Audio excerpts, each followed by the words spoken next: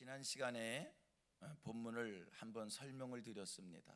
오늘 본문 말씀은 두 부분으로 나눌 수 있다는 말씀을 드렸고요. 그래서 12절 이하 14절을 한 부분으로, 그리고 15절 이하 쭉 끝까지를 또 한 부분으로 나누어 말씀을 드릴 수 있고요. 설명하기를 아담은 인류를 대표한 사람이었다, 이런 말씀을 드렸습니다. 우리 생각에 아담이 선악과를 따먹은 것이 어떻게 내게까지 영향을 미쳐서 내가 아담이 선악과를 먹은 그 죄로 말미암은 형벌을 받아야 되느냐, 이런 생각을 가질 수 있습니다. 하나님이 분명히 아담에게 법을 주셨어요. 선악과를 따먹으면 안 된다. 그거 먹으면 반드시 죽게 될 거다. 그런데 아담이 선악과를 먹었어요. 그래서 죽는 자가 됐어요. 이 죽는 자라고 하는 것은 여러분, 우리의 육신의 호흡이 끊겨 죽는 그 죽음도 의미합니다만, 하나님과의 관계가 단절되어서 하나님과의 관계가 끊겨진 그것을 죽음으로 얘기하는 거고요. 이 죽음이라고 하는 것은 죄를 범한 자들에게 임하는 하나님의 형벌을 말씀하는 겁니다.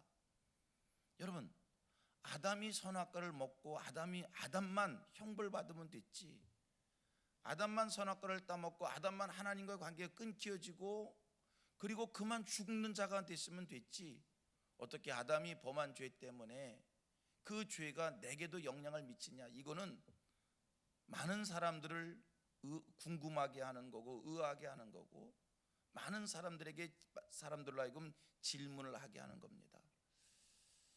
성경은 말씀합니다. 아담은 인류를 대표한 사람이다. 그래서 하나님께서 아담에게 축복한 것은 아담 개인의 축복에 임한 것이 아니라 온 인류의 축복이고, 하나님 이 아담이 범죄한 것은 아담 개인의 범죄로 끝나는 것이 아니라 인류를 대표하는 아담이기 때문에 온 인류가 죄를 범한 것이 되는 것이고, 그래서 지난 시간에 이 설명을 드리기 위해서 제가 축구 경기를 예를 들었습니다. 운동 경기를 하다가 동점이 됐어요. 0대0이 됐어요. 그러면 방법이 뭡니까? 양 팀의 대표 선수들이 나와서 승부차기를 하는 수도 있지만 또 하나 제비를 뽑는 방법도 있습니다. 대표가 제비를 뽑았습니다. 꽝을 뽑았습니다. 대표가 꽝을 뽑는 순간 그 사람이 꽝이 된 것이 아니라 그 팀 전체가 꽝이 돼서 지는 거예요. 이게 대표의 권한이라고 얘기할까요? 대표의 특성이라고 얘기할까요? 그런 거거든요. 아담이 인류를 대표했기에 아담의 죄는 아담의 죄로 끝나는 것이 아니라 온 인류의 죄가 되기에 우리가 아담과 같은 죄를 짓지 않았지만 아담이 받은 형벌을 우리가 동일하게 받아야 되는 겁니다. 우리 인류의 시조가 되는 아담이 범죄했기에 우리에게는 죄의 피가 흐르고 죄의 대가를 지불해야 되고 죄로 인한 형벌을 받아야 됩니다. 그 형벌이 뭡니까? 반드시 죽는 겁니다. 죽음이 뭐라고요? 몇 가지 의미가 있어요. 육신의 호흡이 끊기는 게 죽음입니다. 또 하나의 의미가 있습니다. 하나님과의 관계가 끊겨지는 게 죽음입니다. 그래서 우리가 예수 믿고 구원받기 전에는 다 하나님과의 관계가 끊겨져 있기에 사람들이 하나님이 어디 있느냐는 거예요. 하나님을 시비합니다. 하나님을 공격합니다. 하나님과의 관계가 끊겨 있기 때문입니다. 죽음이 뭡니까? 또 하나의 의미는 선악과를 먹은 자의 죽음은 이건 하나님의 형벌입니다. 그래서 이 죄를 해결하지 않으면 누구도 할 것 없이 다 형벌을 받아야 됩니다. 오늘 이 땅에 살면서 하나님과의 관계가 끊어져 눈물과 사망과 애통과 곡하는 것과 아픔이 있는 이 세상에서 살아가는 이것만이 아니라 여러분, 그 형벌은 이제 결국에는 우리가 하나님과의 관계를 회복하지 못하면 결국에는 지옥 형벌입니다. 무서운 하나님의 진노가 있는 꺼지지 않는 불, 영원히 타는 불, 그 속에서의 형벌입니다. 우리 모두 이 형벌에서 벗어나기를 원합니다. 그 형벌에서 벗어나는 게 뭐냐? 그게 예수를 믿는 거예요. 그럼 여기서 또 한 가지 우리의 궁금함이 있습니다. 아니, 예수를 믿음으로 우리가 어떻게 형벌을 면할 수 있는가?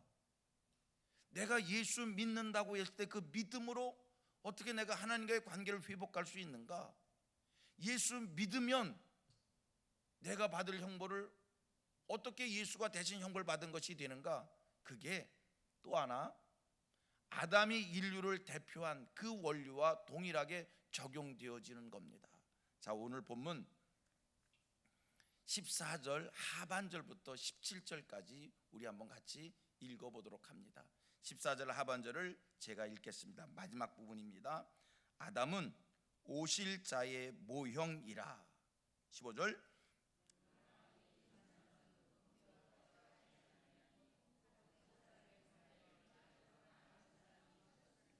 더욱 하나님의 은혜와 또한 한 사람 예수 그리스도의 은혜로 말미암은 선물은 많은 사람에게 넘쳤느니라. 또 이 선물은 범죄한 한 사람으로 말미암은 것과 같지 아니하니 심판은 한 사람으로 말미암아 정죄에 이르렀으나 은사는 많은 범죄로 말미암아 의롭다 하심의 이름이니라. 한 사람의 범죄로 말미암아 사망이 그 한 사람을 통하여 왕노릇하였은즉 더욱 은혜와 의의 선물을 넘치게 받는 자들은 한 분 예수 그리스도를 통하여 생명 안에서 왕노릇하리로다. 14절 하반절에 있는 아담은 오실 자의 모형이다, 이 말씀을 우리가 먼저 기억해야 합니다. 아담을 오실 자의 모형이다, 오실 자의 모형이다. 무슨 말의 의미인가? 그것은 또 대표한다는 뜻에서의 모형입니다.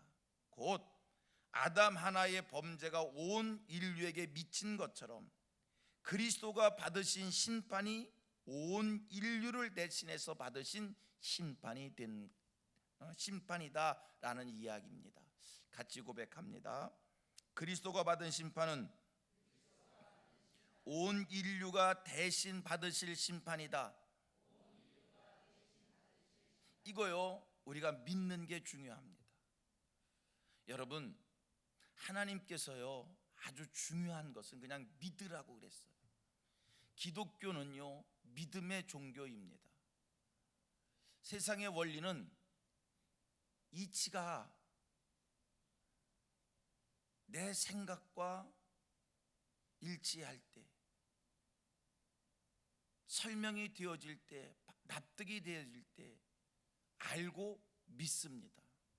이건 세상 원리입니다. 그런데 기독교의 진리는 알고 믿는 게 아니라 믿고 받아들일 때 알아지는 겁니다. 여러분, 알고 믿는다라고 하는 것, 이게요 사실 기독교의 진리라고 하는 것이 믿어지지 않기 때문에 믿고 알아지라는 게 아니에요. 설명할 수 없는 부분이기 때문에 믿으면 알아진다는 게 아니에요. 이게 왜 기독교의 진리는 믿고 알아지는 거냐면요, 너무나 우리 생각밖에 너무나 큰 것이기에, 인간의 이론을 넘어서는 하나님의 이론이기에, 인간의 경험을 넘어서는 하나님의 비밀이기에 우리는 알고 믿을 수가 없어요. 자, 보세요. 유치원생에게 미적분을 가르친들 이해가 되겠습니까? 이제 말을 배우는 아이들에게 한자 수고를 가르치고 영어를 가르치고 이해가 되겠습니까?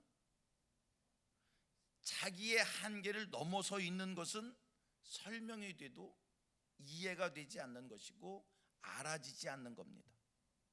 하나님에 관한 것은 너무나 큰 것이기에 우리는 그냥 이런 말로 표현할 수밖에 없습니다. 신비하다. 하나님에 관한 것은 너무나 큰 것이기에 우리는 이런 말로 표현할 수밖에 없습니다. 비밀이다. 우리 생각밖에 더 큰 것이기에 그런 것입니다. 자, 그러기에 기독교의 중요한 진리는 뭐라고요? 믿고 알아지는 겁니다. 다시 한번 고백합니다. 예수님이 받으신 심판은 인류를 대신해서 받으신 심판입니다. 선악과를 따먹으면 정령 죽는다고 그랬어요. 반드시 죽어야 돼요. 그것은 우리에게 닥친 현실입니다. 누구도 이 길을 피할 수 없습니다. 이건 하나님의 형벌입니다. 죽어야 되는 자들, 그런데 우리 하나님은 또 사랑의 하나님이기에 당신이 지은 피조물들이 죽는 것을 내버려 두실 수가 없어서 하나님이 사람 되어 오신 거예요. 하나님이 세상에 오신 거예요. 그래서 하나님이 세상에 오셔서 인류가 받아야 될 형벌을 하나님이 대신 받으시고 우리가 받을 형벌을 우리에게 피할 길을 주셔서 우리에게 형벌이 임할 때 우리는 예수님이 내가 받을 형벌을 대신 받았습니다. 예수님의 십자가의 죽음은 내가 죽어야 될 죽음을 예수님이 대신 죽으신 겁니다라고 고백만 하면 우리는 그 형벌을 피하게 되는 겁니다. 그래서 예수 십자가 사건을 믿고 받아들이는 것, 이거는요 엄청난 은혜요 엄청난 축복입니다. 저는 예수의 십자가 사건을 어떻게 설명할까, 어떻게 설명을 하면 우리의 이해를 도울 수 있을까? 돈으로 설명을 하겠습니다. 돈으로 설명을 하겠습니다. 제가 몇 번이고 돈으로 비유해서 설명한 것이기에 또 반복을 하겠습니다. 제가 어느 사람한테 1억을 돈을 빚졌습니다. 1억을 꾸었습니다. 1억을 꾸었더니 1억을 빌려준 사람이 나를 볼 때마다 돈을 갚으라고 합니다. 있어야 갚지요. 조금만 기다려달라고. 꾸어준 사람이 기다려달라니까 기다려줍니다. 기다려도 몇 번이지요. 계속 나를 만날 때마다 돈 좀 갚으라고. 가만히 있어, 기다려줘. 돈 좀 갚으라고, 기다려줘. 이 친구가 돈을 빌려주고 난 다음에 돈을 못 갚으니까 만날 때마다 이제는 나를 면박합니다. 구박합니다. 나의 자존심을 건드립니다. 나를 힘들게 합니다. 너무 돈을 빌려 쓰고 난 다음에 너무 이제 부끄러워집니다. 쥐구멍을 찾아야 됩니다. 너무 괴롭힘을 당합니다. 그런데 제3자가 어느 날 나와 아무 상관없는 사람이에요.